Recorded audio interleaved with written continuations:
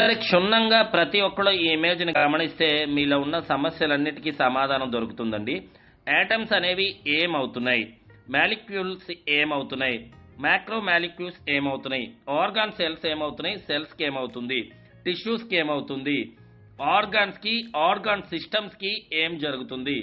టోటల్‌గా చూసుకుంటే హ్యూమన్ బాడీలో ఈ స్ట్రక్చర్ అనేది చాలా ఇంపార్టెంట్. ఈ స్ట్రక్చర్‌ని మనం వాత, పిత, కఫ దోషాలతో కంపేర్ చేసి పూర్వం వైద్యాన్ని చేసేవాళ్ళు రస, రక్త, మాంస, మెడ, మధ్య, అస్థి, శుక్రాలనే ధాతువులు అంటే స్టెమ్స్, ఈ మెయిన్ స్టెమ్స్ ద్వారా ఎక్కడైతే మూలాలు ఉన్నాయో ఫ్రీ రాడికల్, ఈ ఫ్రీ రాడికల్ యాటమ్స్ని ధ్వంసం చేస్తే యాంటీ ఆక్సిడెంట్స్ ద్వారా వాటిని ప్రొటెక్ట్ చేసి మన బాడీలో ఉన్నటువంటి రాడికల్స్ని కట్టడి చేసేవాళ్ళు యాంటీ ఆక్సిడెంట్ రిచ్ ఫుడ్ని ఇచ్చి.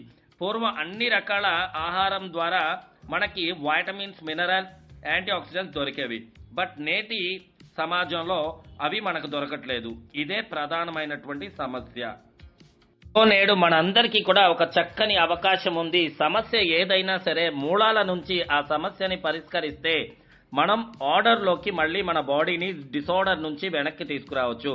డయాబెటిక్ని కంట్రోల్ చేయొచ్చు, బీపీ సమస్యల్ని అధిగమించవచ్చు, పెరాలసిస్ రాకుండా జాగ్రత్త పడవచ్చు, అలాగే హార్ట్ అరెస్ట్లు అవ్వకుండా జాగ్రత్త పడవచ్చు. దీంతోపాటు మన బాడీలో ఉన్నటువంటి న్యూట్రిషనల్ డెఫిషియన్సీస్ ఏంటి అనేది కూడా ఫైండ్ అవుట్ చేసుకున్నట్లయితే మన ఆరోగ్యాన్ని మనం చాలా అంటే చాలా మెరుగుపరచుకోవచ్చు.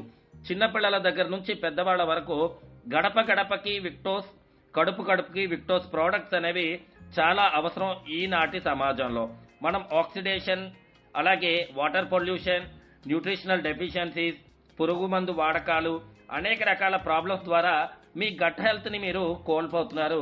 దీని ద్వారా మళ్ళీ మీరు మీ గట్ హెల్త్ని ఇంప్రూవ్ చేసుకోవచ్చు. ఈ వీడియో ఎవరైతే మీకు పంపించారో వాళ్ళని క్లియర్గా అడిగి ప్రోడక్ట్ ఇన్ఫర్మేషన్ తెలుసుకోండి. Wish all the best. Thank you.